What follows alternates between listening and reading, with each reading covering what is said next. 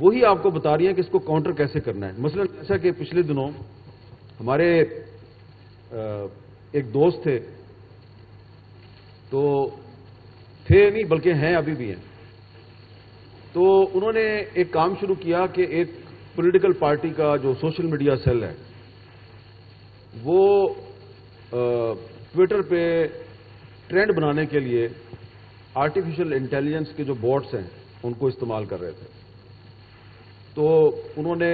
اس پہ تھوڑی ریسرچ کی، کچھ انہوں نے گیجٹس ڈھونڈے اور سراغ لگایا کہ یہ پولیٹیکل پارٹی جو ہے اس کے پاس کتنے بوٹس ہیں اور یہ کیا کر رہے ہیں. اور جب انہوں نے اس کا اپنی ریسرچ مکمل کی اور سراغ لگا لیا تو وہ اپنی اب رپورٹ تیار کر رہے تھے کہ اچانک ان کو پتا چلا کہ دوسری پولیٹیکل پارٹی نے بھی یہی کام شروع کر دیا. تو وہ اس کے پیچھے لگ گئے. اب بیک وقت وہ 2 پولیٹیکل پارٹیز کو مانیٹر کر رہے ہیں. تو اب ان دونوں کے بارے میں وہ میری ان سے بات چیت ہوتی رہتی تھی. میں نے ان کو کہا آپ ریلیز کریں، ہم اس کو انشاءاللہ ہائی لائٹ کریں گے. ان کا ایک دن فون آیا، انہوں نے کہا 2 اور پارٹیوں نے بھی یہی کام شروع کر دیا ہے. تو یہ جو ہمارے نوجوان ہیں جن کو ڈگری حاصل کرنے کے بعد نوکری نہیں ملتی، انہوں نے یہ ایک نیا کام ڈھونڈ لیا کہ وہ تھوڑی سی اسکل پیدا کرتے ہیں. یہ آرٹیفیشل انٹیلیجنس کو سمجھتے ہیں تھوڑا، اور الیکشن قریب آ رہا ہے، پھر وہ مختلف پولیٹیکل پارٹیز کے جو امیر لوگ ہیں ان کے پاس جاتے ہیں اور ان کو بتاتے ہیں جی کہ یہ آپ کو اگر مشہور ہونا ہے یا اپنے جو مخالفین ہیں ان کو اگر آپ نے ٹارگٹ کرنا ہے تو اس کے لیے آپ کو ٹی وی چینلز یا اخبارات کی طرف جانے کی ضرورت نہیں ہے، ہم آپ کا کام کریں گے، یہ پیکج ہے ہمارا اور ہم یہ کام کر سکتے ہیں. تو پالیٹیشین صاحب جو ہیں ان کو کچھ پتہ نہیں ہے کہ یہ کیسے کریں گے. وہ کہتے ہیں اچھا ٹھیک ہے بیٹا کرو، کتنے پیسے چاہیے، چلے جی ڈیل ہو گئی. تو وہ جو میں نے جس اپنے دوست کا ذکر کیا جو ریسرچ کر رہا تھا، اس نے مجھے ایک بڑی عجیب و غریب بات بتائی. اس نے کہا کہ 3-4 لڑکوں نے ایک ٹیک کمپنی بنائی ہوئی ہے، صرف 4 لڑکے ہیں وہ، اور وہی لڑکے جو ہیں وہ بیک وقت 3 مختلف پولیٹیکل پارٹیز سے پیسے کھا رہے ہیں اور ان تینوں پارٹیوں کو آپس میں لڑا رہے ہیں اور ایک دوسرے کے خلاف پروپیگنڈا کروا رہے ہیں ان سے. اور اس کے پیچھے انہوں نے بوٹس بنائے ہوئے ہیں اور بوٹس بھی چل رہے ہیں ان کے. تو میں نے ان سے کہا پھر تو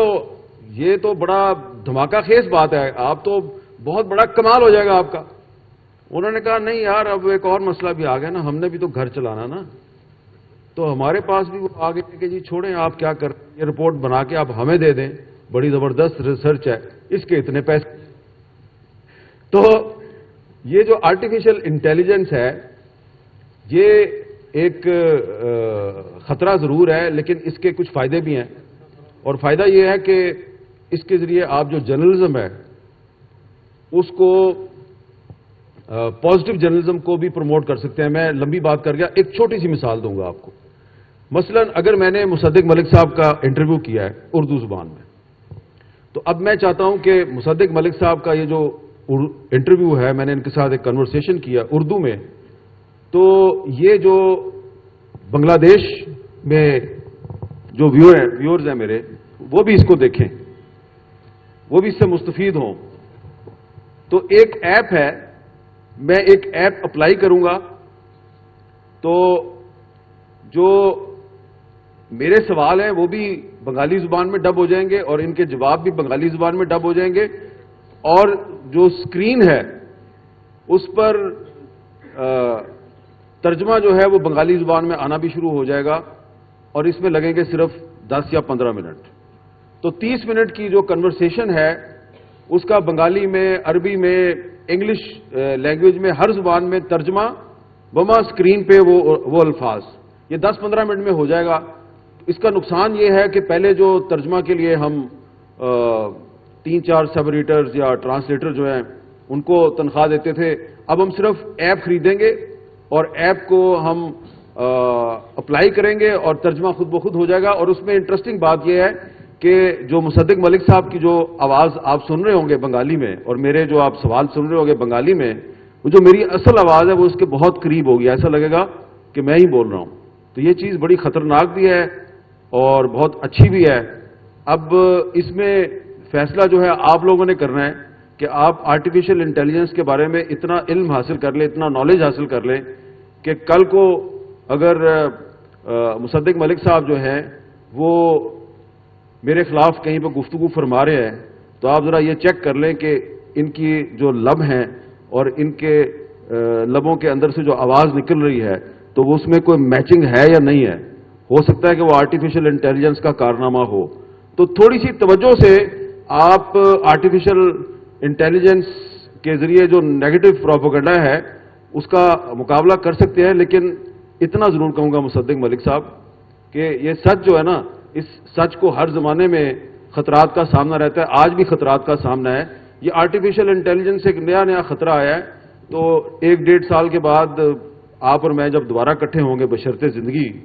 تو ہم کہیں گے وہ ایک آرٹیفیشل انٹیلیجنس بھی تھی, لیکن سچ تو اپنی جگہ پہ ہمیشہ کھڑا رہے اور آئندہ بھی کھڑا رہے گا انشاءاللہ. یہ بتائیے میڈم,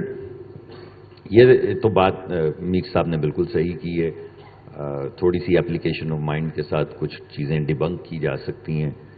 اس وقت اب جو نئی ٹیکنالوجی آ رہی ہے اس میں تو آپ صرف ٹرانسلیٹ نہیں کرتے, آپ کا چہرہ, آپ کے جو ہونٹ ہیں وہ بھی وہی کہیں گے بنگالی میں جو اے آئی ان کو بتائے گی, تو وہ سنکرنائزڈ ہوں گے. کوئی ایسا نہیں ہوگا کہ ہونٹ کہیں اور جا رہے ہیں, بات کوئی اور ہو رہی ہے,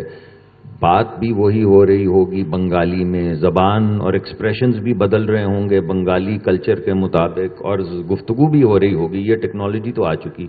پرابلم یہ ہے, آپ صحیح کہہ رہے ہیں بالکل, یہ اے آئی کیچ اپ, اس کو ڈی بنک کرنا بھی کیچ اپ کر لے گا, مگر ابھی کیچ اپ بہت پیچھے ہے تھوڑا, یا کافی پیچھے ہے اس حقیقت سے جو ہمارے سامنے آ رہی ہے. تو عائشہ صاحبہ, آپ اتنے مختلف علاقوں میں, آپ غزہ میں کو کور کرتی رہی ہیں, آپ افغانستان کے اندر جاتی رہی ہیں, وہاں بمباری ہوتی رہی, آپ کسی وار ٹون ایریا میں ہیں جہاں پہ آگ لگی ہوئی ہے, تصویریں آ رہی ہیں, آپ کو رپورٹ کرنا ہے, شہید ہوئے بچوں کی تصویریں, لاشیں آپ کے پاس وہاں سے لوکل, وہاں پہ کھڑے کھڑے لوگ بتا رہے ہیں, تصویریں آ رہی ہیں. آپ کیسے پتہ کریں گی ان ریئل ٹائم کہ اصل حقیقت کیا ہے, یہ بچوں کی لاشیں ہیں یا نہیں ہیں, یہ پروپیگنڈا ہے یا کیا ہے؟ آپ کے پاس فیسلٹی نہیں, آپ واشنگٹن ڈی سی یا اسلام آباد میں نہیں بیٹھی ہوئی, آپ غزہ کے اندر کھڑی ہیں, آپ افغانستان میں ہیں اور بائے ٹرکوں کے اوپر طالبان گھوم رہے ہیں. ذرا ہمیں تجزیہ دیں, آپ جب رپورٹنگ کرتی ہیں تو اب آپ ان علاقوں میں رپورٹنگ کیسے کریں گی اور آپ کو کیسے پتہ چلے گا کہ سچ کیا ہے؟ آپ نے بہت ایک امپورٹنٹ جو ہے پوائنٹ اٹھایا. دیکھیں, ابھی غزہ کی آپ مثال لے لیں. غزہ میں 7 اکتوبر کے بعد سے جب سے یہ جنگ شروع ہوئی ہے, سرحدیں بند تھیں, کوئی جرنلسٹ نہ اندر جا سکتا تھا نہ باہر آ سکتا تھا. تو ہماری ساری غزہ کی رپورٹنگ ان سورسز پہ تھی جو آلریڈی غزہ کے اندر موجود تھے, جس میں صرف صحافی نہیں تھے, کیونکہ صحافی تو چند تھے, عام لوگ بھی تھے جو اپنے سیل فونوں پہ تصویریں اتار کے یا اپنی آواز میں ہمیں چیزیں بھیج رہے تھے. اب اچھا, اور ہم نے غزہ کے کانفلکٹ میں بھی یہ دیکھا کہ دونوں طرف سے ہی فیک نیوز کی اور artificial intelligence supported fake news کی ایک بھرمار ہو گئی. اس میں کچھ تو سمپل چیزیں تھیں, مطلب پرانی فوٹیج اٹھائی, اس پہ نیا ٹیگ لگایا اور چلا دیا. مگر یہ جو بات ہے, دیکھیں, جو پرانے صحافی ہیں جیسے میر صاحب ہوئے, ہم لوگ ہوئے, ہم لوگوں کا یہ ہوتا ہے کہ ہم لوگوں نے اپنی کریڈیبلٹی سالوں میں بلڈ کی ہوتی ہے. تو ہماری کوشش یہ ہوتی ہے کہ ہم خبر روک لیں, غلط خبر نہ جائے. لیکن اگر ہمیں یہ پتہ ہی نہیں ہے کہ جو ہمارے پاس 10, 15 یا 100 تصویریں آئی ہیں ان میں سے سچ کیا ہے, جھوٹ کیا ہے, تو اس سے نقصان یہ ہوگا. اور نقصان جس کو کہتے ہیں نا بیڈ ایکٹرز, جن کی نیت خراب ہے, کہ آپ فلڈ کر دیں فیک تصویروں سے اور فیک اس سے پوری مارکیٹ پلیس. اب اگر اس کو چیک کرنے اور ڈیبنک کرنے میں بہت ٹائم لگ رہا ہے اور ہم خبریں روک رہے ہیں, تو ایک جس کو میں کہتی ہوں نیوز بلیک ہول, ہوتا نا بلیک ہول میں تو لائٹ بھی باہر نہیں آتی, نیوز بلیک ہول کریٹ ہو جائے گا. اور جو لوگ ظلم کر رہے ہیں ان کے لیے بہت اچھا ہے, لیکن جن پہ ظلم ہو رہا ہے ان کی خبریں باہر آنے میں وقت بھی لگے گا. اور جب خبریں باہر آئیں گی تو ان کو یہ کہنے میں کہ یہ تو سچ نہیں ہے, جھوٹ ہے, یہ بہت آسان ہو جائے گا ان ظالموں کے لیے کہ جی یہ تو خبر ہی سچ نہیں ہے, یہ جو بچے کی تصویر ہے یہ تو بچے کی تصویر نہیں ہے, یہ تو ڈیپ فیک نے کریٹ کی ہے. تو آپ کی بات بالکل ٹھیک ہے، میر صاحب کی بھی بات ٹھیک ہے کہ ٹیکنالوجی آ گئی ہے کہ ہم نے ساتھ ساتھ ڈیولپ ہو رہی ہے کہ ہم نے ڈیپ فیکس کو ڈی بنک کیسے کرنا ہے، لیکن ایک تو ٹیکنالوجی ابھی پیچھے ہے،